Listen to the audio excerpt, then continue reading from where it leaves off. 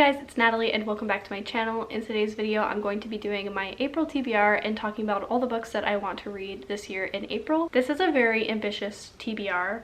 I definitely don't think I'm going to be getting to all these books, but I sure am going to try. So the way I've been planning my TBRs has been very methodical. I've been trying to read one book from every genre slash shelf of my bookshelves. I have 2 full bookshelves. Each of them are separated by different genres and things like that. So I'm going to be trying to read a book from every shelf, if that makes sense. So the very first shelf on this bookshelf is my nonfiction section, and the book that I want to read for nonfiction is A Guide to Being Born by Ramona Ausubel. So this is a weird, odd short story collection. That is quite literally all I know about it, but I've been wanting to read more short story collections as well in 2023, so this definitely hits 2 of my boxes, which is to read books from my physical TBR and to read short story collections. And I definitely am a purveyor of odd literature, so I can't wait to read this one. So the next section up on my bookshelf is adult fiction, and the one I chose from that is The Austen Escape by Catherine Rie. So like I said, this is an adult fiction book, and it follows our main character, Mary, who is an engineer, and she works really hard. She almost never takes time off. So when Mary's estranged childhood friend, Isabel, reaches out to her and asks her if she wants to come with her to a 2-week stay to a gorgeous manor in England, Mary can't refuse. But Mary ends up getting more than she bargained for when Isabel loses her memory and becomes fully convinced that she lives in Jane Austen's bath. So Mary definitely ends up getting more than she bargained for, and she ends up having to reevaluate the relationship between her and Isabel. I picked this book up on a whim, but something about the cover is just like, it screams springtime with the picnic basket and the book, and I love anything having to do with Jane Austen, so naturally I had to pick it up, and I'm hoping this is going to be the perfect spring picnic read. So the third section I have is here, which is my adult fantasy, horror, thrillers, everything like that. And from that section, I chose The Wrong Family by Tarryn Fisher. This is a thriller that follows our main character, Juno, who gets a terminal illness diagnosis and is looking for somewhere to stay for basically the rest of her days, as she is a retired therapist. So she ends up finding herself staying with the Crouch family. And then one night, Juno overhears something that she definitely should not have heard between Winnie and Nigel Crouch, and she definitely doesn't want to get involved, as the Crouch family is seemingly perfect, but the cracks in the facade are beginning to show. So I've definitely been wanting to read more thrillers, and I definitely have quite a few on my TBR that I have not even touched yet, so I wanted to try to read one this month. So the next section I have is my adult romance section, which is directly behind me, and for that section I would like to read The Flat Share by Beth O'Leary. This book follows our 2 main characters, the first one being Tiffy, who gets out of an emotionally abusive relationship and she's looking for somewhere to stay for the cheap. So she finds an ad posted by our other main character, Leon, but it's a little bit of an odd listing. So basically, Tiffy and Leon would be sharing the flat, but they would be occupying it in the same bed and the same bathroom and the same kitchen, just at different times of the day, which means they would never have to see each other, but they would still have to share the same space. And since Tiffy is in such a pinch, she decides to take the offer. So Tiffy and Leon begin talking to each other through post-it notes that they leave all around the flat.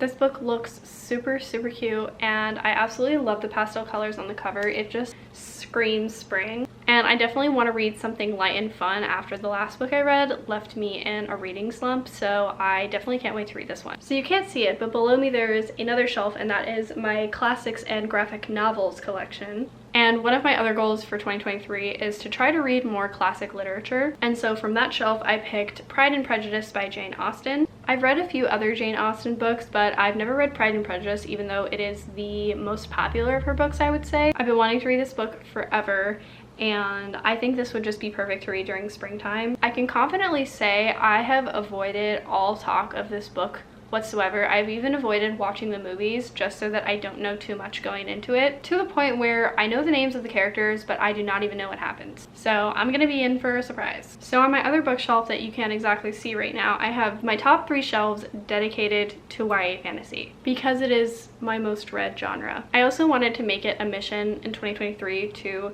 read continuations of series or companion novellas to series that I have not gotten to yet. So I want to read Song of the Crimson Flower by Julie C. Dow. So this is like the companion novella. I wouldn't say it's exactly a novella because I think it's 250 to 300 pages. It's not super long, and it takes place in the same universe as Forest of Thousand Lanterns and Kingdom of the Blazing Phoenix by Julie C. Dow, but it does very clearly take place after the events of the first two books. But these are entirely different characters in a different part of that universe.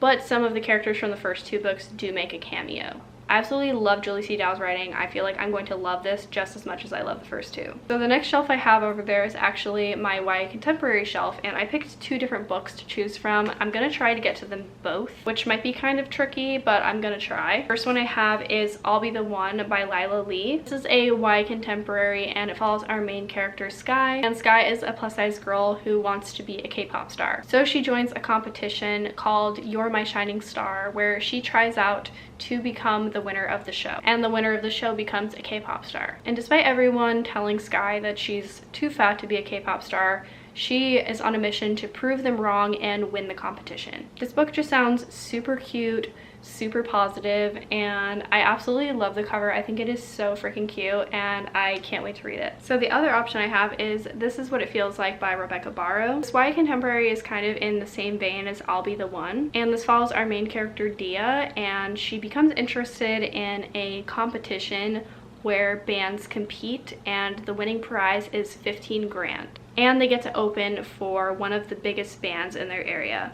But the only problem is Dia doesn't have a band. She used to be friends with these two girls named Jules and Hannah, but they kind of went their separate ways, and Dia attempts to reunite the friend group into a band to win the competition. So this book seems like it really centralizes on friendship and coming together. And this one just seems like it would be a lot of fun. So those are my two YA Contemporary options. And then you can't see it either. You can't see that whole bookshelf, and you haven't this whole time I've been talking to you about it. But the last shelf I have on the bottom is all of my middle grade books. I actually decided to forego picking a book from that section this month because I have two other books that are kind of more priority for me. So these two books are actually in a little bit of a different category than the first group of books. And the first one I have is Share Better and Stress Less, A Guide to Thinking Ecologically About Social Media by Whitney Phillips and Ryan Milner. This was an ARC that was kindly sent to me by Candlewick Press. I haven't filmed that haul on my channel yet, but I will soon. But I wanted to read one of the books that they sent me, and as this book just came out on March 14th, I thought it would be fitting to read it. So this is a young adult nonfiction, and it actually follows the pollution of the digital landscape rather than the physical. And it talks about how an online presence can become harmful. And so kind of just forces you to think about how your presence is on social media and the side effects it can have. So I think this book definitely covers a subject that a lot of people, including myself, don't often think about. So I think this will be very interesting to read. And the last book I want to read, it doesn't fall into like any of the categories I previously mentioned, but one of my other goals for 2023 was to read really hyped books. And I know that sounds weird because most people, if they want to read a hyped book, they're just going to read it and they're going to continue reading hyped books. I, however, tend to shy away from them because they are so hyped that I feel that my impression of them is too high and then I'm going to end up getting disappointed. So I've been avoiding hyped books like the plague. So every month I wanted to try to read at least one super hyped book. So this month I decided to read Normal People by Sally Rooney. Because this book is so hyped, I know next to nothing about it. So I'm gonna read the blurb on the back. It says, Connell and Marianne grew up in the same small town, but the similarities end there. At school, Connell is popular and well-liked, while Marianne is a loser. Sorry, loner. Sorry, Marianne, didn't mean to call you a loser. She's a loner. But when the two strike up a conversation, awkward but electrifying, something life-changing begins. It says, Normal People is the story of mutual fascination, friendship, and love. It takes us from that first conversation to the years beyond and the company of two people who try to stay apart and find that they can't. So this doesn't necessarily seem overtly like a romance. It kind of seems more to me like it's a story about the push and pull of a relationship with two polar opposites. And I've been wanting to read more literary fiction, and this book is very highly recommended on Book Talk by so many lit fic accounts. So I really wanted to try this one, and I hope I enjoy it. So that is my overly ambitious TBR for April. I certainly don't know if I'm going to get to all these books, but I am going to try. Thank you guys so much for watching this video. Leave a like and subscribe down below, and leave a comment if you guys have read any of these books and what you thought of them. Let's just have a chat in the comments. Thank you guys so much for watching, and have a great day. Bye!